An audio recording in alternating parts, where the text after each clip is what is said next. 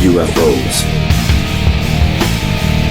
ghosts, ancient civilizations, the supernatural. We may never know the truth about what's really going on, but it sure is fun to speculate. This is Factor Theory Live with your host, Stephen Crawford.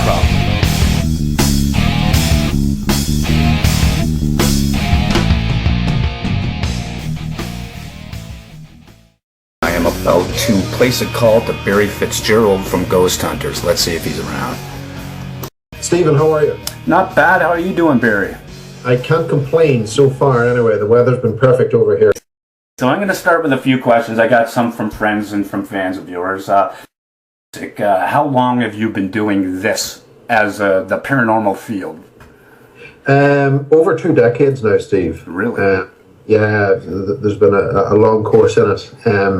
I think a lot of my development, early development, I think some of the cornerstones was growing up in a house where I experienced some unusual phenomenon.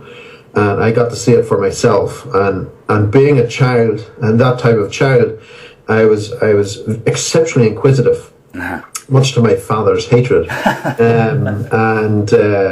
was one of those kids, how, why, and when. Right. And as I said, I grew up in that haunted house. And although my parents knew of its stories, they certainly didn't share it with the children. Right. And they just kept things to themselves. And unbeknownst to us, my mother was experiencing things in the house. And then it was Christmas Eve, and I woke up with a thirst, and I went to go down the stairs, and it was a double staircase. It turned in the middle, and I always had a habit of, as a child, looking over the top of the stairs down so that I could see the bottom. Yeah. Before I descended the stairs. And sure enough, that Christmas Eve, there was the figure coming up the stairs, a figure that I didn't recognize. Wow. And my initial instinct was, oh, it's Santa and I'm caught. So I rushed back to bed and forced myself to sleep, to wake up, of course, and find the toys at the bottom of the bed. So for years I had assumed that's what it was. Wow, that's pretty freaky. And it was only then that, that I shared my story with my parents, and they then confided in me about the history of the house. Wow. And of course, it was many years later that I had to confess of many things that I had did at 5 years of age that I could no longer be punished for. Right? Yes. Okay. Yeah, that's always fun when you can do that with your parents. My mother would just slap her forehead, going, "That was you." Yeah, that's some funny stuff. Okay. I must have been my father. He was and still is. He's an avid driver, but in the snow he would handbrake the car, and the car would go around in circles, and I was mesmerized that my father could do this, and I was very chuffed, as a young child. And my mother, she was driving the car, and I said, "Go on, Mum, try it. Dad does it all the time." And she kept saying, "No, no, no."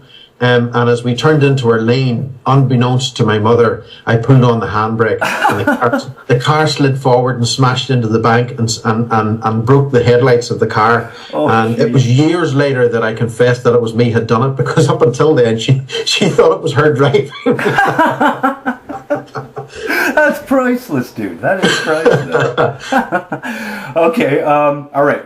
How did you meet Jay and Grant?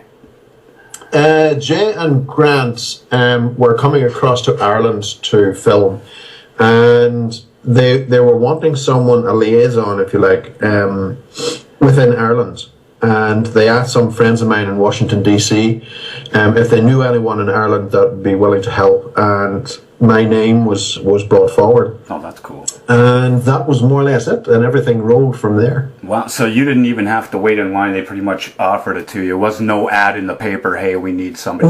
No, there was no ad. And certainly Ghost Hunters International was very much the same, because when the Irish shows aired, they were exceptionally successful. Mm-hmm. And I got a phone call from Los Angeles asking, "Look, we're doing a spin-off show. You're going to be traveling the world looking for paranormal activity. would you consider coming on board? And of course, I gave it about 30 seconds contemplation and said, sure, why not? You have to pretend you have something else to do and then say yes. Okay, what's your funniest show moment? The funniest thing that jumps in your mind that happened during a filming? Oh my goodness.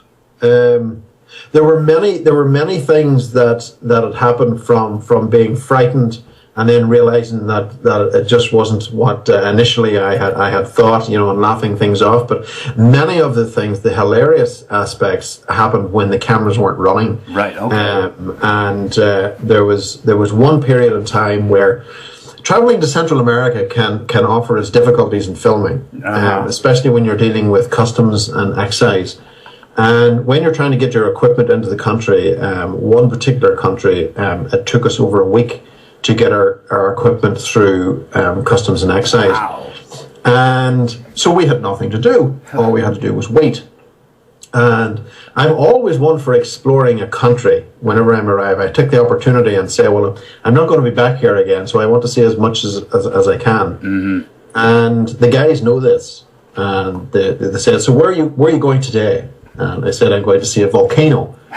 And they said, oh, we want to go. Little did they know they were actually going to be sandboarding down the volcano. That ended up being hilarious. It was absolutely mental. That was hilarious. The mischief that we got up to when the cameras weren't rolling and no one could see us, certainly from the insurance company. Mm-hmm. They would have had a fit if they knew some of the stuff that we were getting up to. Yeah.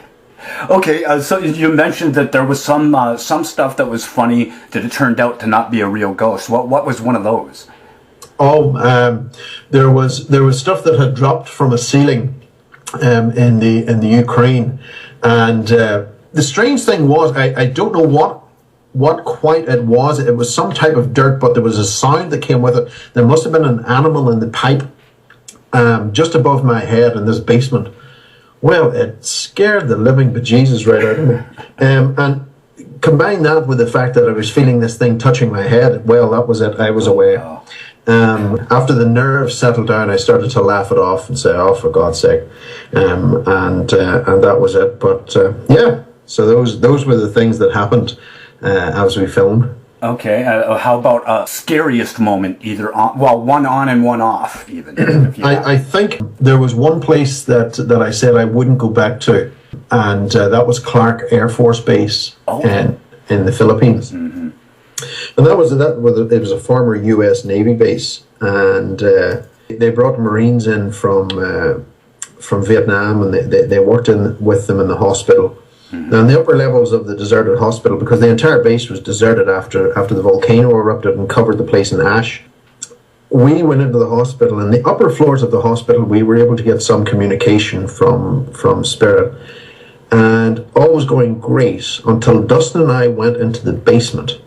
Okay. And that's whenever we came across a new level of phenomenon, which was very, very uncomfortable. And it's rare that you would come across this type of phenomenon, certainly for Dustin. Is that shadow people? It wasn't necessarily people per se. Okay, so there was stuff that was much darker, right? In that basement. And the thing was, we were only in one subsection, and that subsection lowered into another section. And there was no way in hell that we were walking in there. And people ask me, how do you describe that? What were you feeling like?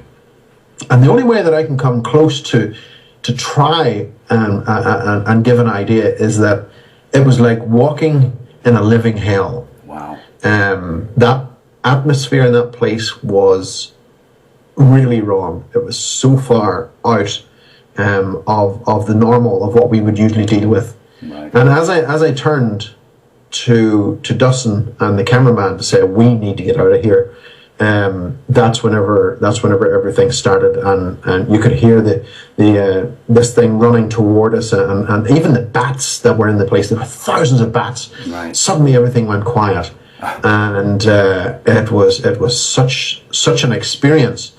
but one that I would prefer not to get involved with again. I'm getting chills just hearing you tell the story. That's pretty. Well, actually, my next question was going to be: was there ever a case you wish you had brought a priest along? I guess that would be it. You know, there have been places. There was another place in, I believe it was in Honduras. Okay. There was a mountain fortress in Honduras, and the priest had been there and did an exorcism on a girl. And this thing, whenever she vomited profusely, and this thing lifted from the vomit and entered the walls of the place. With you there, you saw this happen? Oh no! This okay. But the activity there was exceptionally reflective of the nature of that type of entity. That was the only time, I have to say, that we sat down and we said, look, we believe that you need to get that priest back. Right. That was the only time that we ever did that. We stepped outside of the normal, let's look at this from science and everything else, and we said, you need to get that priest back. Because that priest knew exactly what he was doing. He was binding that spirit to the base itself, or to that old fortress. Right. And he knew exactly what he was doing, and he needed to come back and fix that. Okay, well, my next question, I guess, would be kind of leading into that. It'd be, do you believe in psychic phenomena? Do you believe the psychics are real, or at least some? Well, there are some psychics that are exceptionally good. I know of a few here in Ireland that are exceptional, and don't get me wrong, there are quite a number that claim to be psychic that are no more so than the fly crawling up the window. Right. So, you know, there is a lot outside of that. Now, understanding how the psychic phenomena works on a biological level, I think is definitely key. Mm-hmm. And I wrote a book on that particular aspect of the psychic phenomena. It's called The Influence, and that in itself was an insight into the world of the paranormal, and in particular investigating the paranormal, right. Because there are aspects within it that need to be understood, and not only understood but respected. Yeah. And because we've got a lot of folks who are being educated from TV, mm-hmm. Who are in for the thrill ride, yeah. And those can end up in very sticky situations, and they don't know how to get out of it. Right, they could be bringing in unwelcome spirits without realizing it. But that's the thing, you know. That there's always been this big hoo-ha about the use of Ouija boards, right? And you know, all this opening the door to demonic activity and everything else. And I have to point out, well, actually, now that you mention it, the very moment that you lift a voice recorder and say, "Is anyone there?" It's pretty much the same. You have opened the same door, right? And I say you've got to be careful about what you're doing, and understand that once the door is open, you got to close it. Mm-hmm. And people just don't get it, no. And that's a dangerous aspect. And you know, we see a growing insidiousness that grows in the field that's destroying not only persons but groups from the inside out. Exactly. And that's something that we really need to get a grasp on. Mm-hmm. For a second, who is in your opinion, the funniest cast member? Oh, I would have. Well, there would be a duality in that. I would have to say Joe Chin, right, and Dustin Perry. Right. Okay. Were two of my funniest guys that I have worked with. They made me laugh all the time. Joe speaks highly of you as well. I'm trying to get an interview with Dustin as well. Maybe you can put in a good word. He's following me on Twitter, so that's all good. Yeah. But yeah, Joe is a funny little guy. He's a sweetheart. He's you know, I'm looking forward to working with Joe again in September. He's coming to Ireland.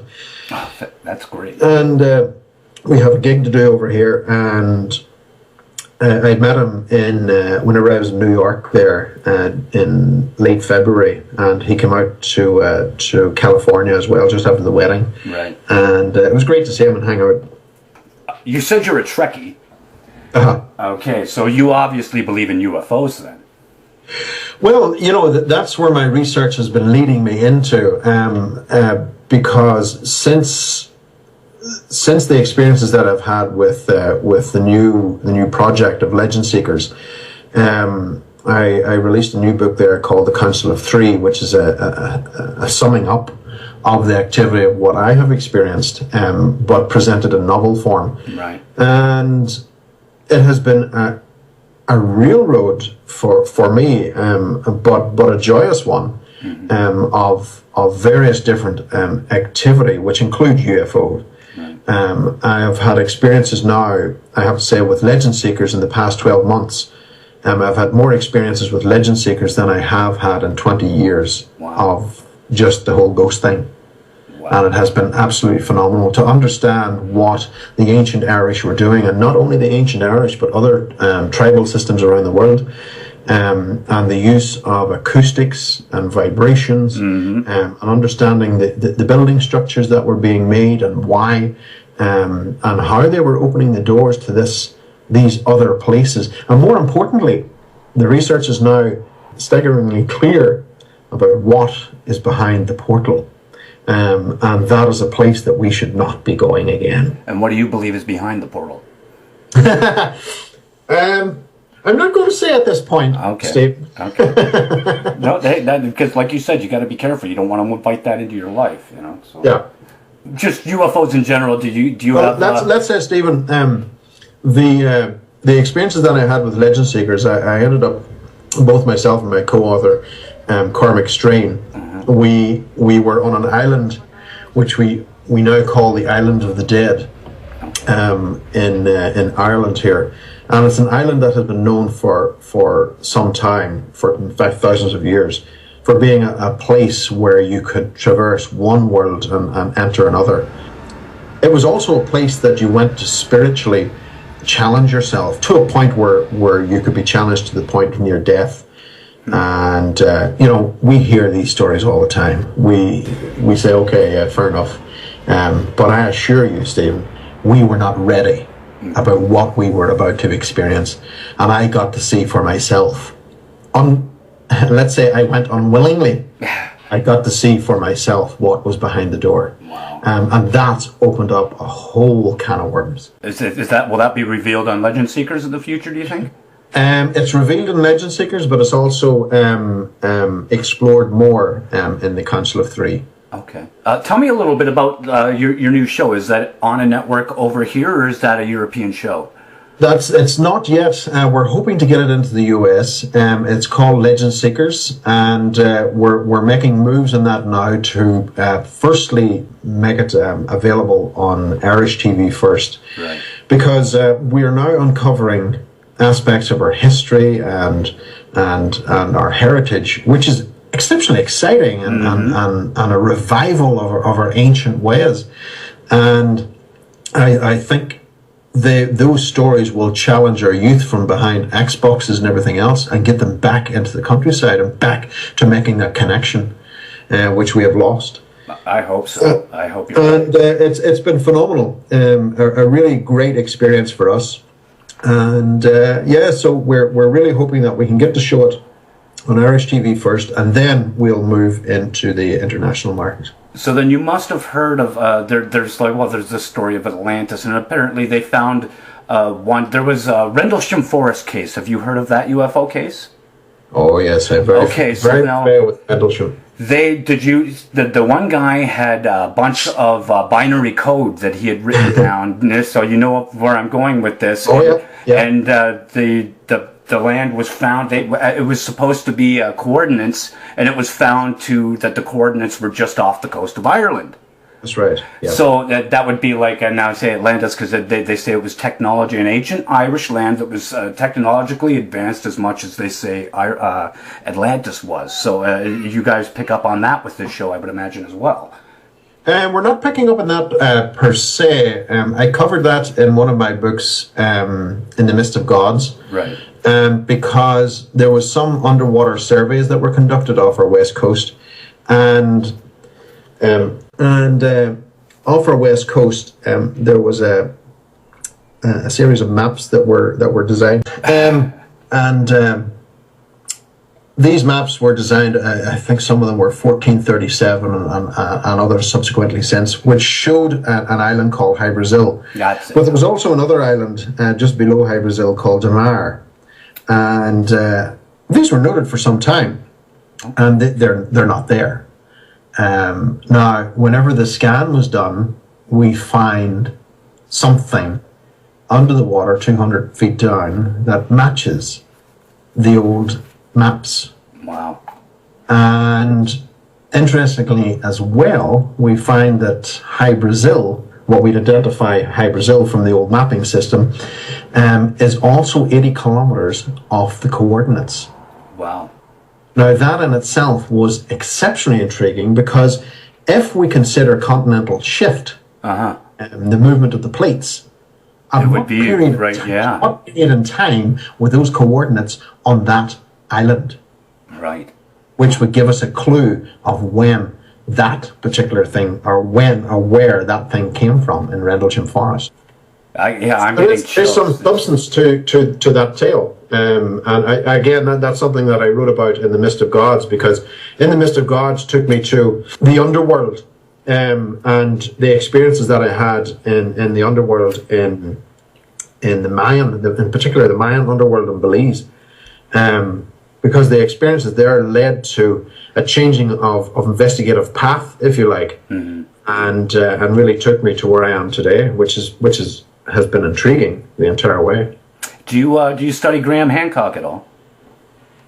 I met Graham last year in Minnesota, and we spoke very briefly, and that was that. But I'm aware of his work, and some of the stuff that he uses. Yeah, He's shown some pretty spectacular pictures of undersea cities that people have forgotten about too. A lot of people don't realize, we'd find it. Well, a lot of it's going to be under a couple thousand years worth of either water or dirt at the same time. Yeah. People need to take that into your continental shifts. You've got Antarctica. Well, I've seen pictures now. I don't know if they're real or not, but they're intriguing, of pyramids in Antarctica, and it would make sense to me since there are pyramids pretty much on every continent. Yeah. It is an intriguing aspect, and they just uncovered another city just off the coast of Egypt as well, which has been submerged for a long time. These things have been happening for a long time. Our species is older than what we give it credit for. Oh, much. But there's my experiences that I've had of the underworld, and the interaction that I've had with things down there. Has been enlightening to the point that it makes me look at the ancient legends of the Irish fairy and our Tuatha Dé Danann, who were meant to be a godlike species that were beaten by the Celts that came in, and they finally went underworld as well. There's all this talk of the Nephilim, these offsprings of gods, angels and things like that. But there were giants here before the Nephilim. But did you believe that? And well, that's something which within Genesis we can even see exactly that the hint is there. And in fact, if you just give me a second, I have the book here. Okay. I did. There's some pretty compelling pictures on the internet as well of giant skulls and skeletons that a lot of people are just blowing off. Well, there's often what we tend to find is there's often a cover-up of this. I'm aware of some archaeologists that had uncovered large bones indicating giants in Virginia, and he admitted to it. And yet, whenever we went back to him, he said, "No, I really can't comment on that," because he was afraid of losing his money. Yeah, which is a shame. Who the hell's pulling the strings? Why are we not telling the truth? But then again, isn't that right across the world that we find that? Well, and we get a lot of debunkers who go, they would tell us. Well, no, they don't, because they'll lose their funding. That's the problem. They're not telling us. Now, here we go. Genesis chapter 6, verse 4. There were giants in the earth in those days, and also after that, when the sons of God came unto the daughters of men, indicating that there were giants before the Nephilim. And sons of God, plural. They weren't talking about Jesus coming down and No, that's right. Yeah. Okay. What is your favorite quote unquote conspiracy? Because I really hate that word. That's a derogatory term for critical thinkers and people who question known liars, in my opinion. But what would be your favorite conspiracy, or you just pretty much love all of them that are mysterious? I like all the mysterious ones. I despise the fact or the idea of. It's not that I despise the theory. It's the fact that I don't like the idea of certain families running the world banking system and the greed of the banks, and the fact that we have enough food to feed everyone on this planet, and yet certain individuals decide to starve people to make more money. I hate that. I really hate that. Because it's not a conspiracy, it's a fact. They have enough money. They could cure everything that's wrong with this planet and still be the richest people on the planet, and they just won't do it. You know, I ended up with dengue fever whenever I was out in Nicaragua. Mm-hmm. I was so ill with it, and I didn't know what it was until I got checked out with the doctor whenever I got back to Europe, and it was confirmed that you got dengue. And there was another doctor in Germany, a German doctor who offered me the cure for it. And I said, no, there is no cure. And he says, oh, there is. Yeah. And I at that particular point, I was willing to take anything. And I took it 6 hours and it was gone. Wow. All traces of it was gone. And he cures malaria in 4. And it cost 10 cents. Everything has a cure out there, but there's no money in a cure, as we know. Exactly. So I was watching a superhero cartoon with my daughter the other day. It has Lex Luthor standing there. Somebody comes in, Lex, he's like, 1 minute, puts his hand up, he's sitting there thinking, then he's typing something out. She's like, what is it, the cure for cancer? And he goes, no, multiple sclerosis. Let's see if we can have the people slow it down to a crawl and make it a lifelong treatment. And that and people think, oh, that's just a cartoon. No, that's how they get away with it. They're telling us what they do. The way it is. They tell us what they do. They're telling the children what they do. But it's just insane. Yeah. And even I found out a lot about cannabis oil. I don't know if you've heard of Rick Simpson, and apparently cannabis has been demonized for so long because it is an actual cure for cancer and a lot of other diseases. There really is no reason for anyone to be starving anywhere. Mainstream is feeding us a line, and that's terrible. We're in the verge. Europe is on the verge of World War III, and because of the Ukraine, and we're being fed a line there. And ISIS is destroying all our ancient artifacts in Iraq right now. And all the rest, and then it becomes very, very suspicious then. And I say, Okay, Barry, I'm starting to lose my connection with you.